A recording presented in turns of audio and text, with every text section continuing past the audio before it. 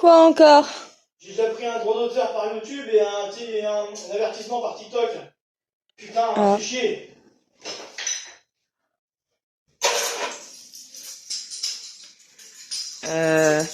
Tu fais quoi là avec ton katana? Je vais sortir les poubelles. Avec un katana. C'est des très grosses poubelles. Ok. Tu pourras aussi regarder Lily.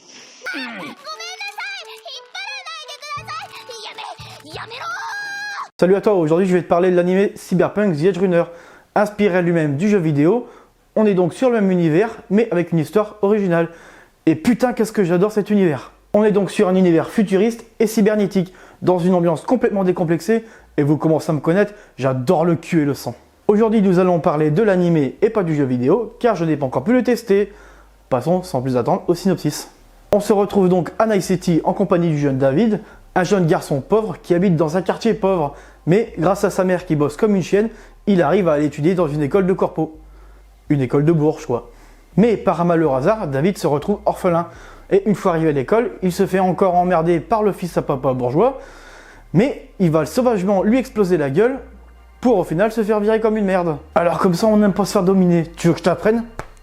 Donc notre héros se retrouve à errer seul et solitaire, en quête d'un bon plan pour se faire un petit peu d'argent, et lors d'une de ses balades en métro, il en vient à intercepter Lucy, une jeune pickpocket. Mais histoire de compléter le tableau des emmerdes, Lucy est une edgerunner. Mais qu'est-ce que c'est un edgerunner ?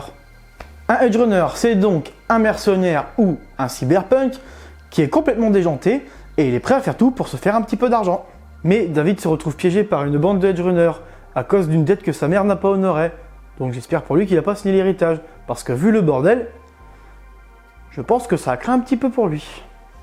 La salope. Et maintenant, nous allons passer à la partie spoil. À toi qui connais l'anime, tu sais que le résumé sera très court. Donc, par la force des choses, David devient edgerunner à cause de sa mère qui devait piquer un implant cybernétique militaire et le revendre à Maine, le chef de la bande. Un mec qui est complètement baisé par les implants. Et il va laisser le choix à David, en gros, si tu ne travailles pas pour nous, on va te couler tes pieds dans du béton et te foutre au fond de la baie. Je crois que le choix est vite fait. Et à partir de là, nous allons faire la rencontre de notre petit groupe de copains. Donc pour commencer, nous avons Dorio, la copine de Maine, et aussi son bras droit. Et c'est le cliché du « il ne faut pas se fier aux apparences », car elle ressemble à un gorille et elle a l'air méchante, mais en réalité, c'est un vrai cœur de beurre et elle est prête à mourir pour ses copains. Bien évidemment, nous avons Lucy, qui est le personnage principal féminin de l'histoire. On ne sait pas grand chose sur elle car elle déteste parler de son passé, on sait juste qu'elle a un rêve, c'est d'aller sur la Lune. Alors petit tuto pour toi qui veux aller sur la Lune à pas cher et une alternative au vaisseau spatial. On a aussi Kiwi qui est une netrunner comme Lucy. Netrunner c'est un hacker grosso modo. Son seul intérêt dans l'histoire c'est que c'est la mentor de Lucy et également une traîtresse. On a aussi Falco le pilote et Pilar qui est le technicien de la bande qui entre deux branlettes avec ses super mains s'occupe de bidouiller les implants. Et enfin ma préférée Rebecca, la sœur de Pilar. Elle est totalement vulgaire, totalement déjantée, mais elle est tellement attachante et ils ont tellement bien choisi la VF que c'est juste le meilleur personnage de l'anime. Donc notre groupe de copains se lance dans le vol de puces jusqu'à un beau jour où tout bascule. Pilar se fait exploser la tête par un mec qui est atteint de cyberpsychose. Mais qu'est-ce donc la cyberpsychose ? La cyberpsychose, c'est l'état dans lequel se trouve un mec qui a trop abusé de ses implants. C'est une crise de démence puissance 1000. Il a plus de copains, il veut tuer tout le monde, et la seule façon de le guérir, c'est qu'il meurt. Et c'est un des trucs que je comprends pas dans cet animé, c'est que tout le monde est au courant des risques, mais les mecs ils continuent à fond à se mettre des implants. Suite à la mort de Pilar, tout s'accélère. Ils se mettent donc sur un gros coup et leur client leur demande de récupérer des données sur de l'armement. Et pour ça, il faut faire sortir un gros poisson de sa cachette. Et donc pour la pâter, ils vont s'en prendre à un créateur de vidéos personnalisées, qui crée des vidéos de fion en passant par la simulation de sa propre mort. Mais le plan ne se passe pas comme prévu, car le créateur est beaucoup plus intelligent qu'il en a l'air, et au final c'est David qui se fait capturer à la place. Contre Ono. L'aide pour David arrive, il reprend la situation en main, le gros poisson débarque et il riposte, mais il tue le créateur de vidéos, ce qui va alerter son assurance. Et quand je parle d'assurance, je parle évidemment de militaires énervés. Ils vont débarquer, une fusillade va éclater, Maine va basculer dans la cyberpsychose, mais Dorio va tenter de le raisonner, mais elle va se faire abattre, ce qui va redonner un peu de lucidité à Maine, mais David va revenir pour les aider. Mais le problème c'est que Maine se sait condamné, Donc il va tout faire pour que David puisse s'enfuir et se faire exploser avec le bâtiment. Résultat de la mission, un désastre. Pas de fric, pas de données, 2 morts. Ça c'est fait.